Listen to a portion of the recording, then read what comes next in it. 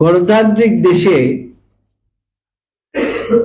মানুষ ভোট দিয়ে সরকার পরিবর্তন করে, আর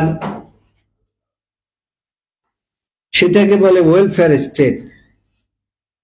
আর যারা স্বৈরাচার তারা জনগণের আন্দোলনের মাধ্যমে বিদায় নেয়।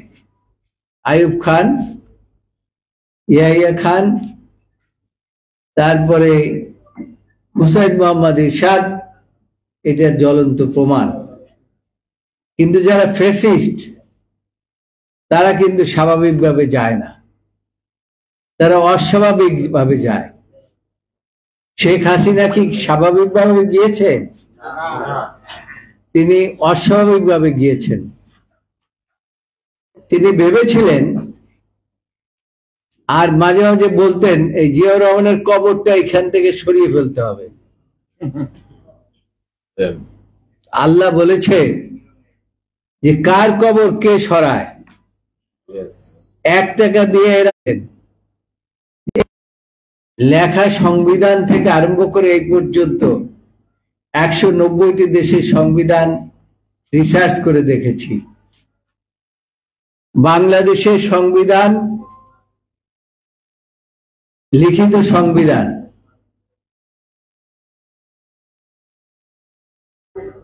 এইখানে এই সংবিধানের কোথাও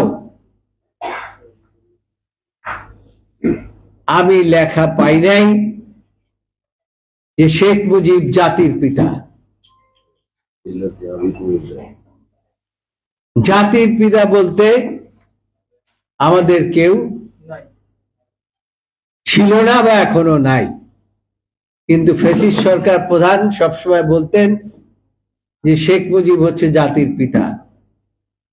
এই দেশের ধ্বংস যেটা আমি বলছি, 72 সনে 71 সনে স্বাধীন হয়েছে, 72 সনে লিখিত সংবিধান রচনা হয়েছে, 73 সনে সংবিধান পরিবর্তন একবার করেছেন, 75 সনে সংবিধান পরিবর্তন করে তিনি নিজে রাষ্ট্রপ্রধান ঘোষণা করেছেন এবং বাকশাল কায়েম করেছেন, এবং তিনি আজীবন রাষ্ট্রপতি থাকবেন, এটা তিনি ওখানে লিপিবদ্ধ করেছেন। মৃত্যু তো এমনিতে হয় না মানুষের, মৃত্যুটা আল্লাহর থেকেই আসে। আল্লাহ বলেছে সমস্ত ক্ষমতার মালিক হলাম আমি, আর তুমি মৃত্যুর আগ পর্যন্ত ক্ষমতায় থাকো। তার সেই মৃত্যু কিন্তু স্বাভাবিক হয় নাই, অস্বাভাবিকভাবে হয়েছে। তো সেজন্য আমি আজকে আপনাদেরকে বলতে চাই যে বর্তমান সরকার, ফ্যাসিস্ট সরকার পতনের পরে জনগণের ইচ্ছার উপরে তারা প্রতিষ্ঠিত হয়েছেন।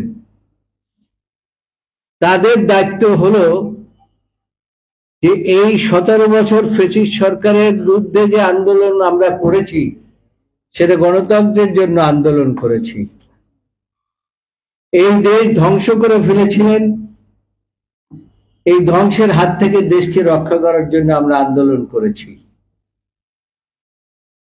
তাই বর্তমান সরকারের প্রথম এবং প্রধান দায়িত্ব হচ্ছে দেশে একটা সুষ্ঠু এবং নিরপেক্ষ নির্বাচনের ব্যবস্থা করা,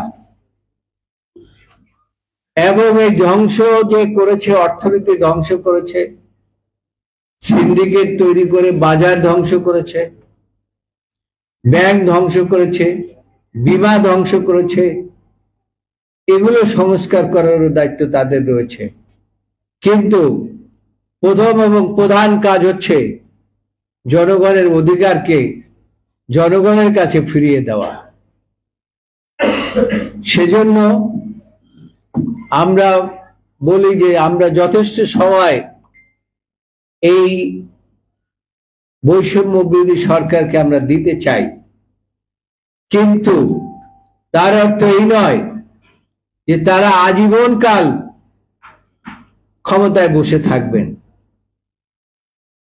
সেজন্য আমাদের দাবি হচ্ছে যে অন্তত একটা রোড ম্যাপ তৈরি করুন, কিভাবে কি অবস্থায় এই জনগণের ভোটের অধিকার তাদেরকে আপনারা ফিরিয়ে দিতে পারেন। এটা হচ্ছে আমাদের বাংলাদেশ জাতীয়তাবাদী দলের দাবি বর্তমান সরকারের কাছে। দ্বিতীয় কথা হচ্ছে বিচার বিভাগ। এই ফ্যাসিস্ট সরকার সবচাইতে ব্যবহার করেছে বিচার বিভাগকে। এই বিচার বিভাগকে যদি সংস্কার করা না হয় তাহলে দেশে আইনের শাসন, মানবাধিকার, গণতন্ত্র কোনোটাই হবে না। একটা দেশে বিচার ব্যবস্থা যদি ধ্বংস হয়ে যায়, এই কারণেই শেখ হাসিনা সরকার, ফ্যাসিস্ট সরকাররা বিচার বিভাগকে ধ্বংস করে ফেলেছে। যদি বিচার বিভাগকে ধ্বংস করা যায় তাহলে দেশে সবকিছু ধ্বংস করা যায়।